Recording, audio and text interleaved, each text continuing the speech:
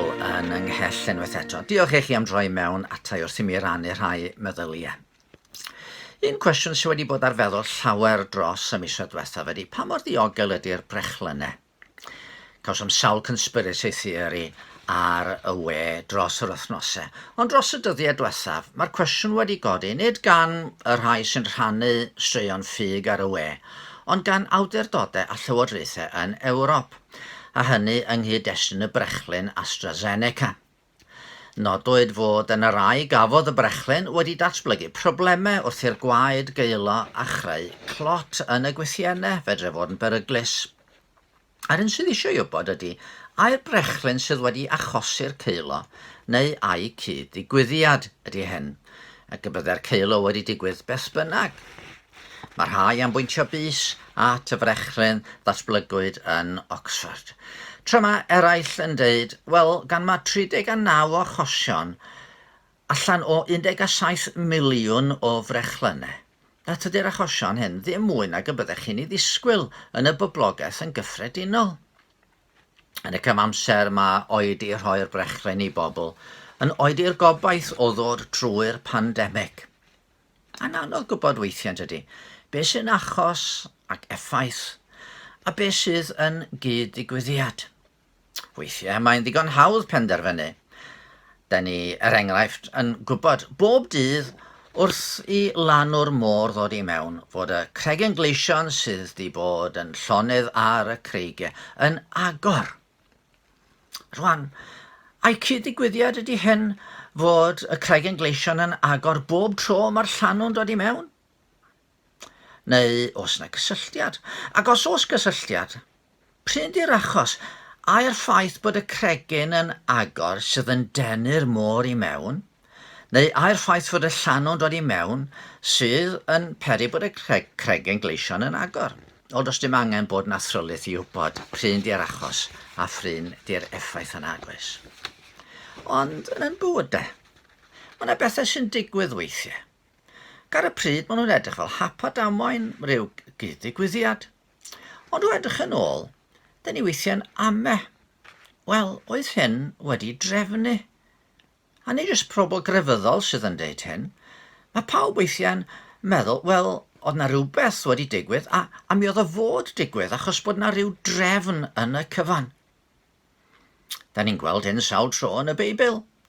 Un o'r achosion prydferth hynny welon ni ydy hanes Ruth. Mi oedd hi wedi teithio i Bethlehem o Moab, i gwlad enedigol. Oedd hi wedi dod gyda Naomi, ei mam yng nghyfraith. Oedd Naomi yn hanu o Bethlehem. Ond oherwydd bod newyn wedi bod yno, mi oedd hi wedi bod yng ngwlad Moab ac yno, wel, fe farw i gŵr i, fe farw i 2 fab gan i gadael hi yn unig. A mae'n dod nôl i'w chartref efo neb, ond i merch yng nghyfraith yn gwmni. A mewn cymdeithas batriarchaidd fel honno, roedd y gobaith o gael ei cynnal yn ddibynnol ar drugaredd ei cymdogion. Ac cyfnod y barnwyr oedd hyn, oedden nhw ddyddiau peryglus ar y naw. Roedd anarchiaeth yn bodoli wrth i chi ddarllen llyfr y barnwyr. Mae'r hanes yn gallu bod yn ddychrynllyd ar adegau. Ac felly i ferched, unig, di-amddiffyn, doedden nhw ddim yn ddyddiau da. Ond mi benderfynodd Ruth fod yn rhaid gwneud rhywbeth.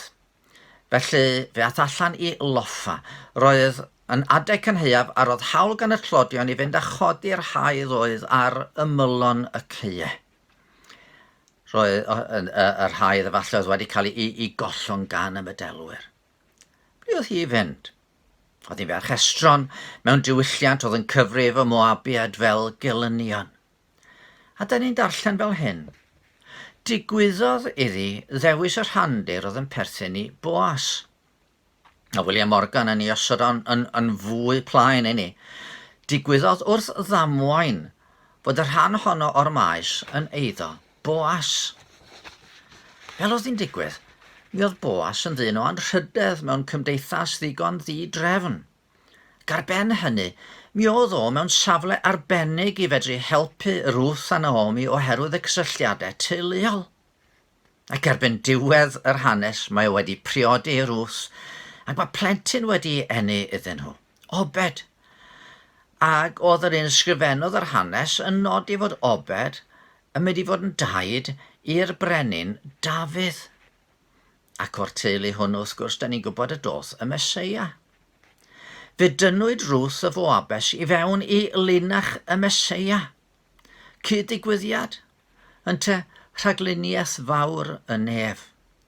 Oedd hyn wedi i drefnu i bod i fynd i'r cae arbennig hwnnw i Loffa. A'r ser drefnodd ynte a'i Duw drefnodd. A'i Ruth benderfynodd, neu oedd Duw yn ei harwain hi? Wel, mae'r Beibl yn deud bod y ddau'n wir, bod hi wedi penderfynu, ond fod Duw hefyd yn ei harwain hi. Be ffeindiodd Ruth a Naomi oedd fod Duw ar waith yn lliwio eu llwybrau eu harwain heb iddyn nhw wybod. A dath y cyfarfyddiad rhwng Ruth a Boas yn gyfarfyddiad â Duw yn ei drigaredd. Dyn ni yn byw dan ragluniaeth Duw, a'n penderfyniadau yn gyfle i ni gael yn harwain ac yn gyfle i ni brofi trigaredd Duw, hyd yn oed pan dyn ni'n ofni fod y llwybr yn dywyll a ni'n heb obaith. Mae Salm gyntaf yn deud bod yr arglwydd yn adnabod neu yn gwylio ffordd y cyfiawn. Ac felly mae cyngor doeth yn dod yn llyfr y diarhebion. Ymddiried yn llwyr yn yr arglwydd. A phaid a dibynnu ar dy ddeall dy hun. Cydnabydda ef yn dy holl ffyrdd a bydd ef yn sicr o gadw dy lwybrau'n union. Tybed heddiw, ble ffeindiwch chi Duw yn eich cyfarfod mewn trigaredd? Eich gwahodd eto i brofi i gariad. Y cariad hwnnw ddar y beri i'w fab ddod i'n byd fel bugail da i roi i fywyd dros y defaid. Dyma eiriau rhyw Garol nes i sgwennu. Ie, Carol ym mis Mawrth. Wel, nes i sgwennu hon rai blynyddoedd yn ôl. Yn y dydd cyn dyfod dyddiau. Trefnwyd dydd dy ddyfod di. Trefnwyd bore gwyn y geni cyn goleuon deiar ni. Cyn bod pechod. Trefnwyd cymod trwy gyfamod perffaith drindod. Trefnwyd aberth drosom ni. Gadwch chi ni weddio. Arglwydd yn Duw.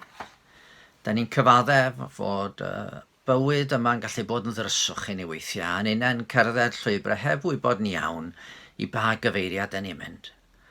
Ond da ni'n diolch bod modd i ni ymddiried yno ti, i ti o ddiwn tad yn harwain ni, i ti drefnu yn llwybrau ni.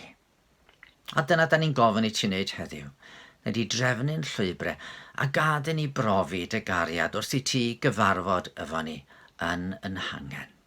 Amen. Gobeithio byddwch chi yn canfod Duw yn y dydd yma wrth i chi fyw dan 'i ofal o.